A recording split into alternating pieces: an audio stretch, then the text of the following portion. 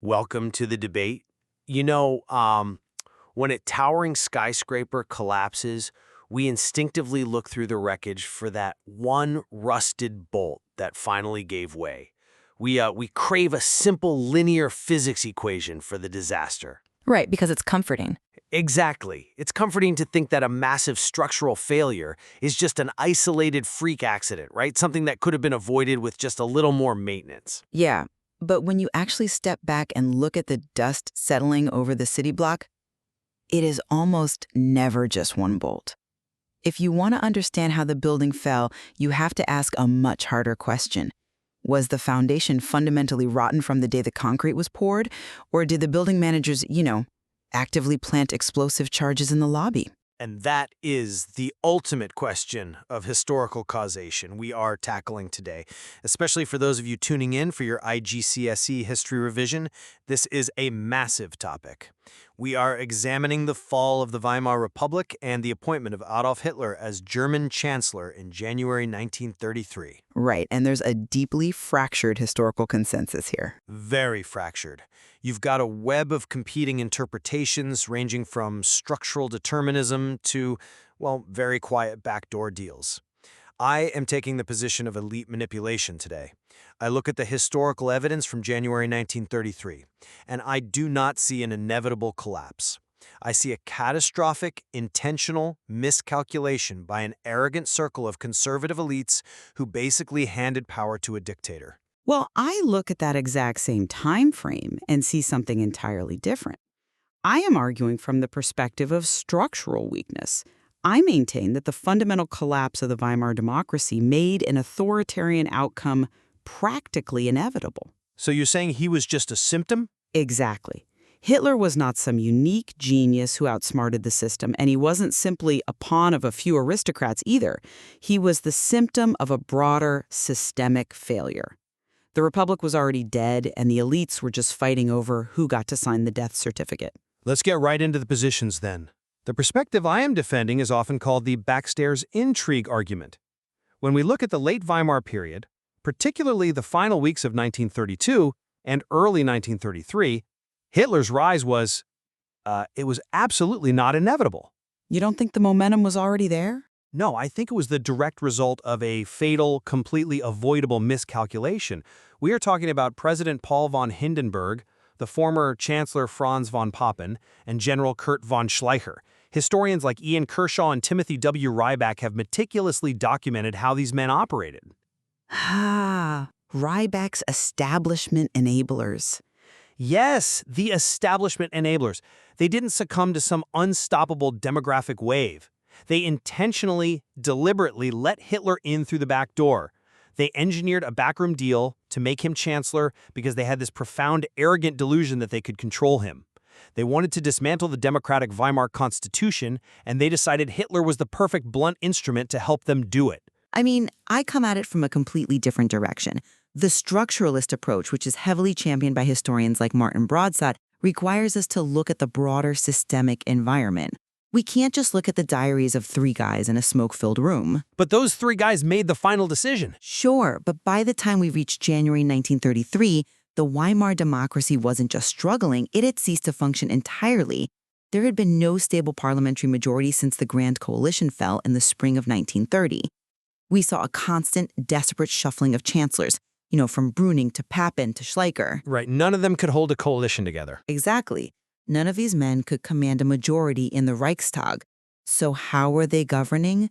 Through emergency decrees.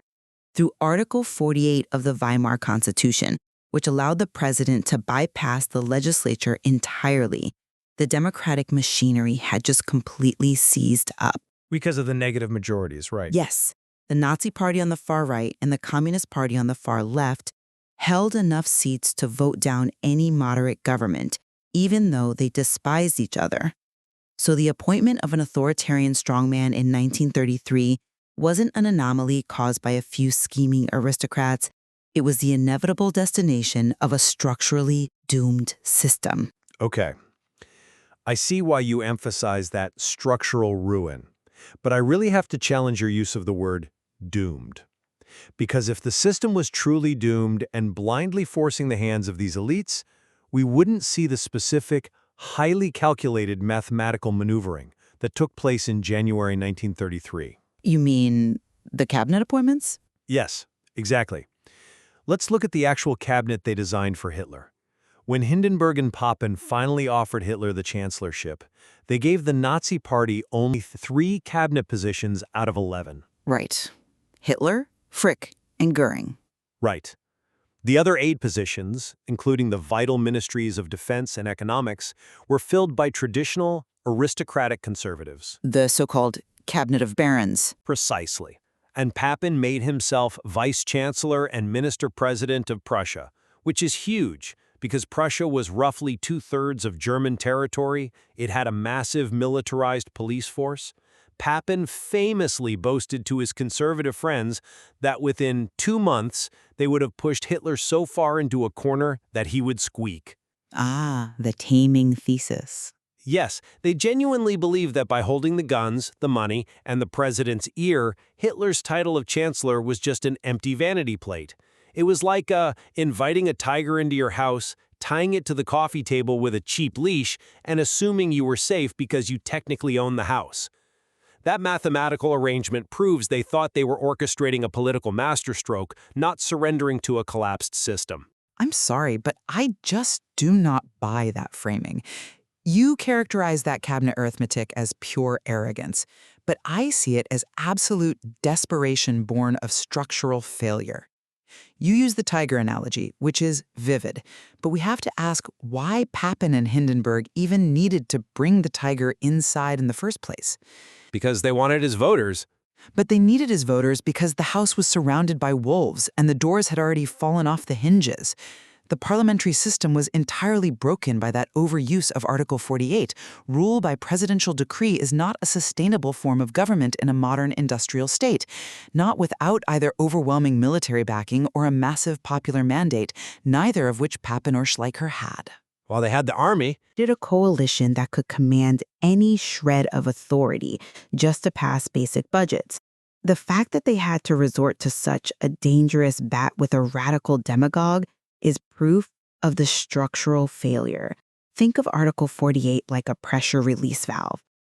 Hindenburg left it open for 3 years, and it drained the entire system. That's a fascinating way to look at Article 48, though I'd frame it differently. Article 48 was a structural flaw, sure, but a flaw is just a tool, and a tool requires a human hand to wield it. Hindenburg wasn't out of options. He was pretty close to out of options. But he could have continued to back General Schleicher. Schleicher proposed declaring a state of emergency, banning both the Nazi and Communist parties and relying on the army to maintain order. Hindenburg could have chosen military rule, but he didn't. He and his inner circle chose Hitler because they wanted his voters without his radicalism. They wanted to destroy the Republic on their own terms. But we cannot ignore why they desperately wanted his voters. You're treating these elites like they were operating in a vacuum, moving pieces around a board purely for fun. Let's pivot slightly to the role of mass popular support, because this is where the structural crisis becomes undeniable. Okay, let's look at the voters. The Great Depression hit Germany harder than almost anywhere else. Unemployment peaked around 6 million. In that environment, Hindenburg could not simply ignore the largest political party in the country forever. Look at the figures from the July 1932 elections. The Nazis won 37% of the Reichstag seats. Which was their absolute peak. Yes, but earlier that same year, Hitler captured 13 million votes in the presidential election against Hindenburg. The structural rupture was forced by this sheer mass backing. In a democracy, even a failing one, you cannot govern indefinitely by locking out the party that represents over a third of the electorate. The sheer weight of those 13 million voters broke the hinges off your proverbial back door. I have to stop you there, because that line of reasoning ignores a crucial chronological reality. Yes, July 1932 was the high water mark, but what happened just a few months later in the November 1932 elections? They lost some seats. They lost 2 million votes. Nazi electoral support was actively declining. They lost 34 seats in the Reichstag. The momentum had fundamentally broken. The economy was actually showing faint signs of improvement, and the Nazi Party treasury was virtually bankrupt from fighting endless campaigns. But they were still the largest party. True, but they never won a true majority in a free election. If their popular support was actively dropping by late 1932 and the party was broke, how can we possibly argue that Hitler's appointment in January 1933 was a democratic necessity forced by unstoppable structural momentum? It wasn't, because the momentum was stopping.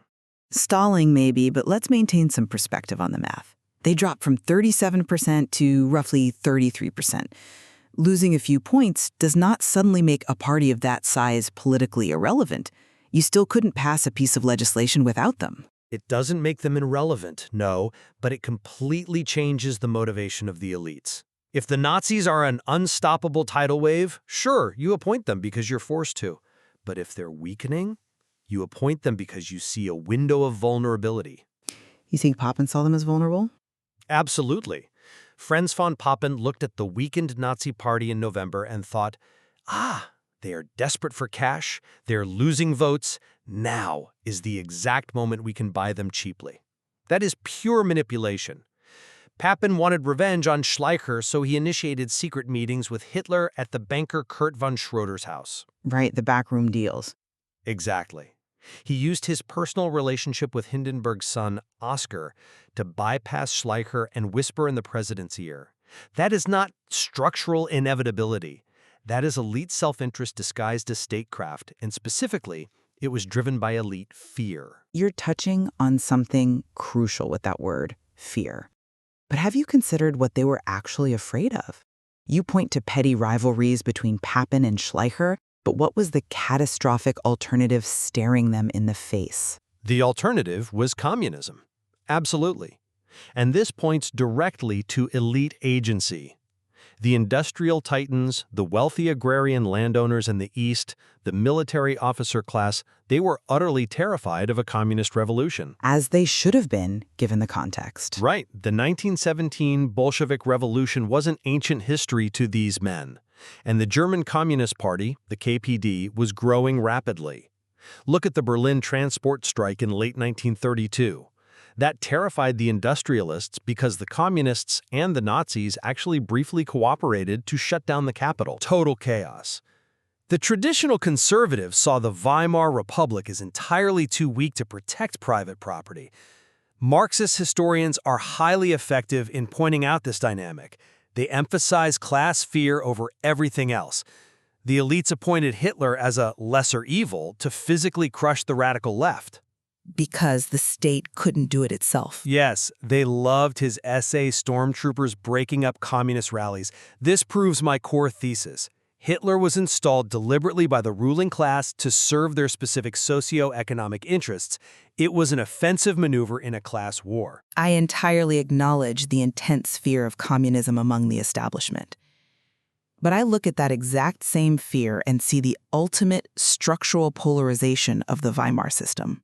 How so? When a modern society fractures so deeply that the only viable, mobilized political forces left are the radical anti-democratic left and the radical right, the center has structurally collapsed. The liberal middle classes had been economically wiped out by the hyperinflation of 1923 and the Depression. Well, they certainly lost their savings. Right. The fact that the traditional elites felt they had to turn to a fascist paramilitary organization just to maintain basic civic order shows that the state's monopoly on violence had disintegrated. That is the definition of a failed state. But there is a final vital variable here that bridges this gap between structural collapse and backdoor scheming. Let me guess. Hitler's own agency. Exactly. We cannot treat Hitler merely as a passive game piece being pushed around by Papen and Hindenburg. Historians like Alan Bullock remind us that individuals can be incredibly decisive. Hitler was offered compromises, and he flatly refused them. He definitely played hardball. He really did. After those July 1932 elections, Hindenburg offered him the vice chancellorship. Most politicians would have taken the power.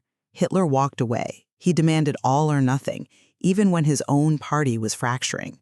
Gregor Strasser wanted to accept a compromise, but Hitler crushed that internal dissent. True, he held his nerve. He used relentless political pressure and the threat of violence to exploit the divisions between Papen and Schleicher. The structural crisis was the lock on the door, yes, but Hitler was the only one willing and able to break the lock. If he had compromised, he might have been absorbed and marginalized. I see why you emphasize his agency, and it's true he played a very high-stakes game of political poker and refused to fold. But we have to ask, who dealt the cards? The electorate did. No, the elites did. Hitler's refusal to accept the vice-chancellorship in August 1932 would have meant absolutely nothing if Franz von Papen hadn't eventually come crawling back to him in January and said, "Okay, we've done the math, you can be chancellor." Hitler didn't storm the Reichstag in January 1933. Well, no, he didn't launch a coup. Right, he was formally invited inside. He put on a top hat and a tailcoat and shook hands with the president. His personal agency was only effective because the establishment enablers provided him the exact constitutional mechanism to take power. But you have to concede that the mechanism was provided specifically because he commanded a mass movement that the elites desperately needed. You say he was invited inside, but he was invited because hundreds of thousands of his brown shirts were practically vibrating with violence outside the gates. While the communists were doing the exact same thing. Exactly. The elites didn't just wake up one day and decide to hand over the country to a man they despised. They were out of moves. Schleicher's final attempt to split the Nazi Party had failed spectacularly. The military warned Hindenburg they couldn't defend the borders and police the interior simultaneously. The structural forces of economic ruin and legislative paralysis pushed the pen into their hands. Push the pen into their hands. That is a beautifully poetic way to absolve grown men of their catastrophic choices. Hindenburg didn't want to sign it. He famously said he wouldn't even make Hitler a postmaster. Yet he signed the decree. That wasn't structural gravity. That was Hindenburg listening to Papen's whispered promises. But why was Papen whispering in the first place? Because they prioritized their hatred of the democratic system and their fear of socialism over the safety of the republic. They genuinely thought they were the smartest men in the room, and they believed they could ride the tiger. And their arrogance was certainly boundless. I'm not arguing Papen or Hindenburg were innocent victims of circumstance, but we must ask why a man like Papen, who had virtually no popular support, was in a position to decide the fate of a nation. Because of the Camarilla. Yes. The constitutional framework had decayed into a camarilla, a tiny circle of unelected advisors running the country, due to the complete failure of the parliament. If the Reichstag had been functioning normally, Papen's whispers wouldn't have mattered. The very existence of backstairs intrigue requires a structurally broken staircase. You know, we arrive at a fascinating intersection in the historiography here. And for students doing their IGCSE revision, this is the crux of the essay right here. Isolating a single cause for January 1933 is nearly impossible, but prioritizing those causes is essential for deep historical understanding. It's all about how you weight the evidence. Exactly. And my position remains firmly that the specific choices, the class-based economic fears, and the supreme arrogance of a few elite men were the primary catalyst. Without that backstairs intrigue, Hitler's declining vote share in late 1932 might well have been the beginning of the end for their movement. And my position remains that a democracy ruling entirely by emergency decree, completely devoid of stable majorities, paralyzed by a massive depression, had already dug its own grave. The appointment of an authoritarian figure was practically inevitable.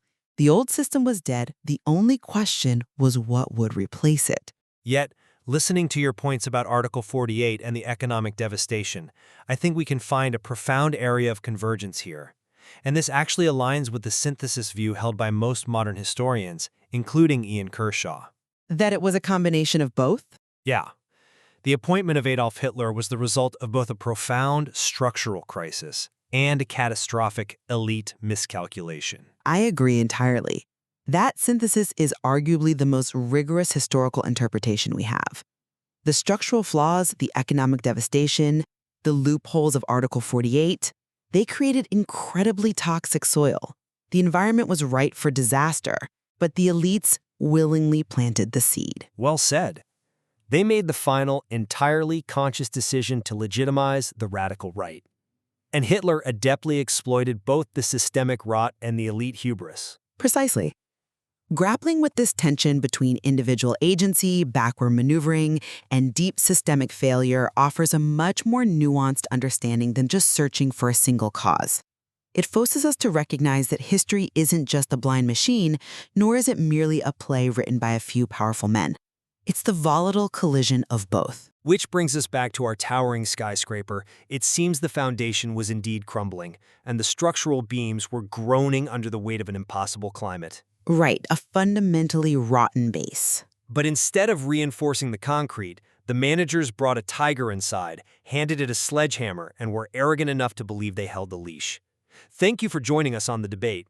We leave it to you to weigh the evidence and decide which historical force truly swung the wrecking ball.